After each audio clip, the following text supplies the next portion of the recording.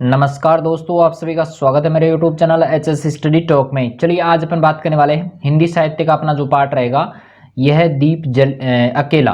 तो यहाँ पे जो अपने लेखक रहने वाले हैं वो है सच्चिदानंद हीरानंद वात्स्यायन अज्ञे। तो इनकी ये कविता रहेगी यह दीप अकेला। चलिए शुरू करते हैं आज के इस पार्ट से। देखें, यह दीप अकेला स्नेह भरा यानी प्रेम से भरा है गर्व मदमाता। मदमाता का अर्थ होता है मस्ती से भरा। पर इसको भी पंक्ति को दे दो। यह जन है गाता गीत जिन्हें फिर और कौन गाएगा। पंडुबा, तो पंडुबा का यहाँ पर अर्थ रहेगा गोताखोर। ये मोती सच्चे फिर कौन कृति का अर्थ यहाँ पर रहेगा भाग्यवान या कुशल लाएगा। यह समीदा, समीदा का अर्थ होता है यज्ञ की लकड़ी जो होती है उसे कहते हैं समीदा। समीदा किसे कहते हैं? यज्ञ की लकड़ी को। और ऐसी आग हठीला बिरला सुलगाएगा। तो बिरला का अर्थ यहाँ पर रहेगा बहुत में से एक। बहुत में से एक का अर्थ क्या करेगा? बिरला। कहते हैं ना कि वो तो बिरला है क्या ना। जो है सुलगाएगा। यह अद्वितीय, यह मेरा, यह मैं स्वयं विसर्जित। तो यहाँ पर अद्वितीय का अर्थ अनोखा रहेगा। विसर्जित यानी होता है त्यागा हुआ, त्याग करना। ठीक है। यह दीप अकेला स्नेह भरा है गर्व मदमाता पर इसको भी पंक्ति को दे दो। ठीक है। चलिए इसके अर्थ की बात अपन करते हैं। तो यहाँ पे शब्दार्थ दिए हुए हैं, ये आप देख लेंगे ना, इनको बताने की बार बार जरूरत नहीं है। यहाँ पे कुछ समझ में नहीं आया तो यहाँ पर देख लेना आप। चलिए अर्थ की बात करते हैं। तो कवि यहाँ पर कहता है कि दीपकों की पंक्ति से अलग होकर यह दीप अकेला है। यह दीप अकेला स्नेह भरा। भाई ये दीपकों की पंक्ति से अलग हो गया, ये अलग है, ये अकेला रह रहा है। तो यह स्नेह और गर्व की मस्ती में झूम रहा है। लिखा है यहाँ पे स्नेह भरा गर्व भरा मदमाता। यह स्नेह और गर्व की मस्ती में झूम रहा है, अर्थात समाज से अलग होकर व्यक्ति जो है वो अकेला पड़ जाता है। यहाँ पर समाज की बात की गई है। यद्यपि वह स्नेह और गर्व की मस्ती में झूम रहा है, ये बात भी ऊपर ही यही लिखी हुई है। इसी का अर्थ जो है बार बार दोहराया जा रहा है कि यद्यपि वह स्नेह और गर्व की मस्ती में झूम रहा है पर उसकी व्यक्तिगत सत्ता का कोई महत्व नहीं है। समाज के साथ जुड़ने से ही उसको ताकत मिलेगी, अतः उसे भी समाज में स्थान दे दो। इन्हीं दो पंक्तियों का अर्थ जो है यहाँ पे लिखा हुआ है। आप सिर्फ यहाँ पर दो पंक्तियां भी लिख सकते हैं। ठीक है। चलिए नेक्स्ट की बात करते हैं। तो यहाँ पर देखिए यह गीत गाता हुआ लिखा है ना, यह जन है गाता गीत जिन्हें फिर कौन गाएगा।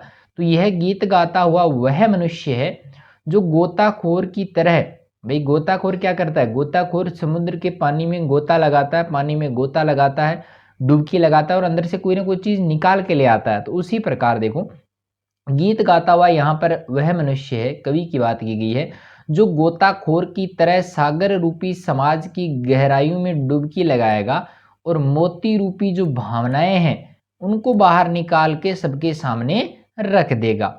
ठीक है। और इसे भी समाज में स्थान दो, इससे समाज और इस व्यक्ति दोनों का लाभ होगा। ठीक है, समझ में आया होगा। फिर भी कोई समस्या हो तो आप जो है कमेंट करें। में से कोई लगता नहीं कि कोई इसमें समस्या होगी, सरल है सारा। तो यहाँ पर अगला है कि यह समीदा ऐसी आग हठीला बिरला सुलगाएगा। तो यहाँ पर यह वह हवन की लकड़ी है। यहाँ पर कवि को कहा है कि ये ऐसी हवन की लकड़ी है जो अन्य लकड़ियों की अपेक्षा अद्वितीय है। बिल्कुल, यह समीदा ऐसी है जो अद्वितीय है, यानी अपेक्षा अद्वितीय, अन्य लकड़ियों की अपेक्षा क्या है? अद्वितीय। अर्थात यह वह व्यक्ति है जो समाज के अन्य व्यक्तियों की अपेक्षा क्या है? श्रेष्ठ है। इसमें स्व का भाव भरा हुआ है, इसमें स्व की, अपनेपन की, अहंकार की भावना है।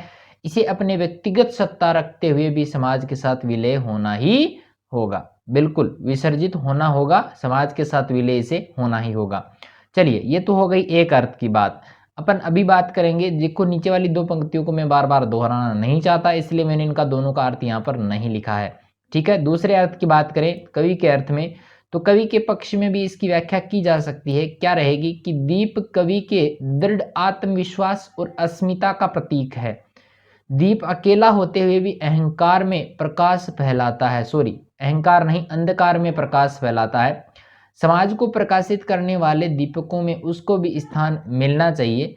कवि समाज के हित के लिए ही गीत गाता है। यदि इसे कवियों की पंक्ति में स्थान नहीं मिला तो समाज के कल्याण का जो गीत है वो कौन गाएगा? यहाँ पर प्रश्न कर रहा है कवि। कवि का हृदय जो है वो भावनाओं से भरा हुआ है, जिसके द्वारा वह अपनी भावनाओं को अभिव्यक्ति दे सकता है और उसकी कविता से उसका गर्विला हठीला व्यक्तित्व भी प्रकट हो जाता है। कवि अकेला है, गर्विला है और अपनी मस्ती में झूमने वाला है, फिर भी ऐसे व्यक्ति को, ऐसे कवि को जो है कवियों की पंक्ति में स्थान मिलना चाहिए। ठीक है, समझ में आया होगा। ऊपर वाला अर्थ आपको आना चाहिए बढ़िया तरीके से, नीचे वाले की जो है वो आप अन्य अर्थ के रूप में इसको देख सकते हैं। चलिए नेक्स्ट अपना जो रहेगा, अगला जो पद रहेगा उसकी तरफ चलते हैं। देखिए, यह मधु है स्वयं काल की मोना का युग संचय। तो यहाँ पर मधु यानी होता है शहद और मोना यानी होता है टोकरा। मोना किसे कहते हैं? टोकरे को कहते हैं। युग संचय, संचय यानी इकट्ठा करना होता है। यह गोरस, गोरस का अर्थ यहाँ पर दूध दही किसी से भी लगा सकते हैं जो गाय से प्राप्त होते हैं। जीवन कामधेनु, कामधेनु एक ऐसी गाय थी जिसके दूध के पीने से हर व्यक्ति की जो है हर मनोकामना पूर्ण हो जाती थी, तो वो रहेगी कामधेनु गाय। का अमृत पूत, तो यहाँ पर पूत यानी पुत्र होता है, अमृत यानी जानते ही हो, पेय यानी होता है पीने वाला, दूध जिसको कह सकते हैं। यह अंकुर फोड़ धरा, अंकुर जो बीज फूटता है उसे अंकुर कहते हैं। फोड़ धरा को रवि को तख्ता, तख्ता यानी ताकता, निर्भय यानी बिना डरे हुए।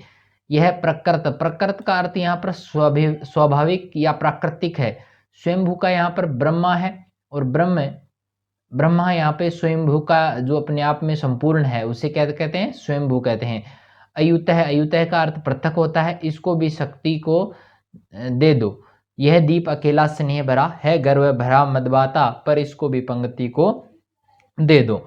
ठीक है, चलिए यहाँ पे इनके शब्दार्थ लिखे हुए हैं, ये यहाँ पर आप देख लेंगे। ठीक है, चलिए यहाँ पर मैं बात करूं अर्थ की इसके, तो कभी यहाँ पर कहता है कि ये दीप काल के कटोरे में युगों युगों तक संचित हुआ मधु के समान है।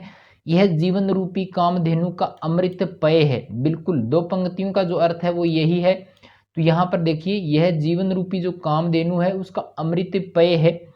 यह वह अंकुर है, थर्ड लाइन का चल रहा है, यह वह अंकुर है जो धरती को फोड़कर निर्भीकता से सूर्य की ओर ताक रहा है। जिस प्रकार अंकुर बीज से फूटता है और वो सूर्य की तरह ताकता है, तो ये भी उसके समान ही है। यह प्रकृति के अनुरूप, थर्ड लाइन फोर्थ लाइन का बता रहा हूँ, यह प्रकृति के अनुरूप स्वयं पैदा हुआ ब्रह्मा है, किंतु सर्वथा पृथक है, सबसे अलग है। इसे भी शक्ति दो, इसे भी पंक्ति में सम्मिलित कर दो। यहाँ दीप जो है वो व्यक्ति का प्रतीक है। कवि का भाव है कि व्यक्ति अपने आप में पूर्ण है, वह सर्वगुण संपन्न है, वह समाज के साथ मिलकर अपनी शक्ति से समाज को मजबूती प्रदान करेगा। तो कवि कहता है कि दीप अकेला है, वह स्नेह से भरा हुआ, गर्विला है, उसमें अहम भाव है, उसका पंक्ति में जगह प्राप्त करना आवश्यक है। ये बातें अपने पहले भी हो चुकी हैं, फिर भी एक बार और बता दिया कि इस प्रकार व्यक्ति का भी समाज में मिलना आवश्यक है, तभी समाज और राष्ट्र का निर्माण हो सकता है। चलिए अन्य अर्थ की बात भी अपन करते हैं। तो अन्य अर्थ इसका रहेगा कवि के पक्ष में, तो कवि के पक्ष में इसका अर्थ रहेगा कि कवि का हृदय दीपक के समान है, उसमें अपने युग की शांति की भावना निहित है, और उसमें कामधेनु की दूध के समान जीवन रूपी जो अमृत है वो भरा हुआ है। जिस प्रकार धरती को फोड़कर अंकुर बाहर निकलते हैं और निर्भीक होकर सूर्य की तरफ देखते हैं, उसी प्रकार कवि के हृदय की जो भावनाएं हैं वो भी स्वतः ही प्रकट हो जाती हैं और काव्य का सर्जन करने लगती हैं। ये एक स्वाभाविक प्रक्रिया है। कवि काव्य की रचना करके ब्रह्मा की तरह उससे पृथक और स्वतंत्र रहता है। अतः कवि अपनी रचनात्मक क्षमता को शक्ति प्रदान करने का आह्वान भी यहाँ पर कर रहा है, और इसके लिए उसका कवियों की पंक्ति में सम्मिलित होना अति आवश्यक है। ठीक है, समझ में आया होगा। ये अन्य अर्थ है, याद रहे तो ठीक है, अन्यथा ऊपर वाला आपको याद होना चाहिए। चलिए आगे चलते हैं। अगला जो हमारा पद रहेगा कि यह वह विश्वास नहीं जो अपनी लघुता में भी कांपा, लघुता यानी छोटापन होता है, वह पीड़ा जिसकी गहराई को स्वयं उसी ने नापा। कुत्सा यानी होती है निंदा, अपमान आप जानते ही हो, अवज्ञा भी आप जानते हो कि धुंध आते का धुएं से भरे हुए, और कड़वे यानी कड़वा, तम यानी अंधेरा में यह सदा द्रवित जो द्रव्य अवस्था में होता है उसे द्रवित कहते हैं। चीर जागरूक, लंबे समय से जो जागरूक है, और अनुरक्त यानी लगाव के साथ में, प्रेम के साथ में। नेत्र उल्लंब बाहु को ऊपर उठी हुई बाहें को क्या कहते हैं? उल्लंब बाहु। यह चीर अखंड अपनापा यानी अपनापन, चीर यानी पुराने समय से। जिज्ञासु प्रबुद्ध ज्ञानी को कहते हैं। सदा श्रद्धामय, इसको भक्ति को दे दो। यह दीप अकेला स्नेह भरा है, गर्व भरा मदबाता, इस पर इसको भी पंक्ति को दे दो। तो यहाँ पे देखिए इसका एक अर्थ रहेगा, कवि कहता है कि दीपक उस विश्वास का रूप है जो अपनी लघुता से कभी कांपता नहीं है, और उसने अपनी पीड़ा को स्वयं ही नाप लिया है, अपनी पीड़ा को उसने स्वयं ही नाप लिया है। दूसरी पंक्ति का अर्थ दे दिया है यहाँ पे, इस दीपक रूपी व्यक्ति में आत्मविश्वास है, सहनशील है, दुख सहन करने की क्षमता है। बिल्कुल कुत्सा अपमान अवज्ञा के धुंधले कड़वे तम में, तो जिस प्रकार धुएं के बीच में जलता हुआ रहता है, दीपक जो है वो धुएं के बीच में, अंधकार के बीच में जलता रहता है, उसी प्रकार व्यक्ति भी जो है निंदा अपमान के अंधकार में जलता रहता है। वह हमेशा जागरूक रहता है, बिल्कुल हमेशा जागरूक रहेगा, और इसके नेतृत्व में दूसरों के लिए तो हमेशा प्रेम भाव ही झलकता है, और इसकी उठी हुई जो बाहें हैं वो दूसरों के गले लगाने के लिए हमेशा तत्पर रहती हैं, और इसके मन में पूर्ण आत्मीयता का भाव है, और यह ज्ञान पिपासु श्रद्धावान और जागृत है। इस व्यक्ति को भी समाज की पंक्ति में शामिल कर लो। दीपक की तरह यह भी अकेला है, गर्विला है, स्नेहपूर्ण है, अहम भावी है, और यह सर्वगुण संपन्न है।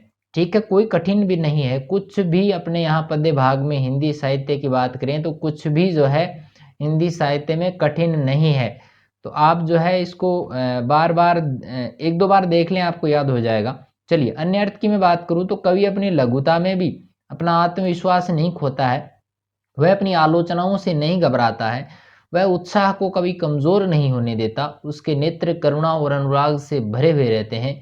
कवि हमेशा जागरूक रहता है, दूसरों का आलिंगन करने के लिए उसकी भुजाएं, दूसरों को गले लगाने के लिए उसकी भुजाएं हमेशा उठी रहती हैं। सदैव उनकी कविताओं की आलोचना करते हैं, जो लोग उनकी कविताओं की आलोचना करते हैं, उपेक्षा करते हैं, निंदा करते हैं, कवि को अपमानित करते हैं, फिर भी उनका जो उत्साह है वो कम नहीं होता, वह अकेला होते हुए भी अडिग है, अहंकार की मस्ती में झूमता रहता है। अतः ऐसे कवियों की पंक्ति में स्थान मिलना चाहिए। ठीक है, समझ में आया होगा। फिर भी कुछ समझ में नहीं आया तो आप मुझे बेझिझक कमेंट करें। चलिए अगला देखिए, मैंने देखा एक बूंद। यहाँ पर समुद्र की बात की गई है, समुद्र में कोई लहर उठी और उस लहर उठने से एक बूंद, एक पानी की जो बूंद है वो आकाश में उठती है, और आकाश में उठने के बाद में वो फिर से अपने समुद्र का जो जल था उसमें वो मिल जाती है। तो कवि उसी को जो है माध्यम बनाकर जो है वो यहाँ पर बहुत अच्छी बात कहता है। क्या है देखो, कि मैंने देखा एक बूंद सहसा अचानक से उछली सागर के झाग से, रंग भर क्षण भर ढलते सूरज की आग से, मुझको दिख गया सुने विराट के सम्मुख हर आलोक छुआ, अपनापन है उन्मोचन नश्वरता के दाग से। तो यहाँ पे चार ही इसके अर्थ, सहसा यानी अचानक होता है, विराट यानी बहुत बड़ा रूप होता है, उन्मोचन यानी मुक्त करना होता है, नश्वरता यानी नाशवान या नष्ट करने वाला। ठीक है, कोई बड़ा नहीं है। चलिए यहाँ पे अर्थ की मैं बात करूं तो यहाँ पर कवि जो है समुद्र से अलग दिखने वाली बूंद की क्षण भंगुरता, क्षण भर के लिए वो दिखी और फिर नष्ट हो जाती है, का वर्णन कर रहा है, और कहता है कि बूंद क्षण भर के लिए सूर्य के प्रकाश से प्रकाशित होती है, जिससे कवि जो है वो दार्शनिक हो जाता है, बिल्कुल दर्शन शास्त्र के जैसी वो बातें करने लगता है। क्या कहता है कवि कि बूंद सागर की लहरों से के झाग से उछलकर अलग हुई है, पुनः उसी में समा गई, बिल्कुल वो अलग हुई फिर उसी में समा गई। संध्याकालीन सूर्य की किरणें लालिमा लिए हुए होती हैं, पता ही होगा, वह बूंद भी उन किरणों का संपर्क प्राप्त करके जो है वो लाल हो जाती है, बिल्कुल उस लालिमा को देखकर वो बूंद भी लाल हो जाती है और झिलमिलाने लगती है। और वह बूंद क्षण भर के लिए थी, लेकिन उसकी क्षण भर भंगुरता जो थी, क्षण भर में नष्ट हो जाना जो था, वो निरर्थक नहीं था, बिल्कुल उसका कोई ना कोई अर्थ था। उस बूंद के उछलकर पुनः सागर में विलीन होने के दृश्य को देखकर कवि के मन में एक दार्शनिक भावना जागृत होती है कि व्यक्ति बूंद तथा सागर समाज के समान है। व्यक्ति एक बूंद के समान है और जो समाज है वो सागर के समान है, क्योंकि व्यक्ति जो है वो समाज से अलग होकर नहीं रह सकता। उसी प्रकार वो बूंद थी, वो भी समाज से अलग होकर नहीं रह सकी। जिस प्रकार बूंद बूंद से सागर बनता है, उसी प्रकार व्यक्तियों के समूह से वो समाज का निर्माण होता है। बिल्कुल अच्छी बात कही है। समाज से विमुख होकर ना तो समाज का कोई अस्तित्व है और ना ही इस बूंद का कोई अस्तित्व है। ठीक है, चलिए बूंद का सूर्य की किरणों से प्रकाशित होकर चमकने और पुनः समुद्र में विलीन होने को देखकर कवि को आत्मबोध होता है कि विराट सत्ता निराकार है, अखंड है, जीव खंड है, कवि को उसमें भी अखंडता के दर्शन होते हैं। बिल्कुल, जो विराट सत्ता है वो निराकार है, अखंड है, उसको तोड़ा नहीं जा सकता। लेकिन जो जीव है, जो बूंद है, वो खंड है, तो उसमें भी उसको खंडता के दर्शन होते हैं, सत्य के दर्शन वहां पर होते हैं, और वह अनुभव करता है कि मानव जीवन के वे क्षण सार्थक हैं जो विराट के साथ विलय होने पर व्यतीत होते हैं। यानी समाज के साथ अगर वो मिल जाता है तो उस समय उसको किस प्रकार के दर्शन होंगे? सत्य के दर्शन होंगे, वो अखंडता के दर्शन वहां पे होंगे, क्योंकि वह खंड तो हुआ, वह अलग तो हुआ। जिस प्रकार बूंद जल से अलग हुई, उसी प्रकार मनुष्य समाज से अलग तो हुआ, लेकिन जब वो वापस मिला उसका वर्णन भी कवि ने यहाँ पर किया है। ठीक है, समझ में आया होगा। फिर भी आपके कोई समस्या है तो आप मुझे कमेंट जो है वो जरूर करें। तो आज के लिए इतना ही, मिलते हैं फिर एक नई वीडियो के साथ में, तब तक के लिए धन्यवाद।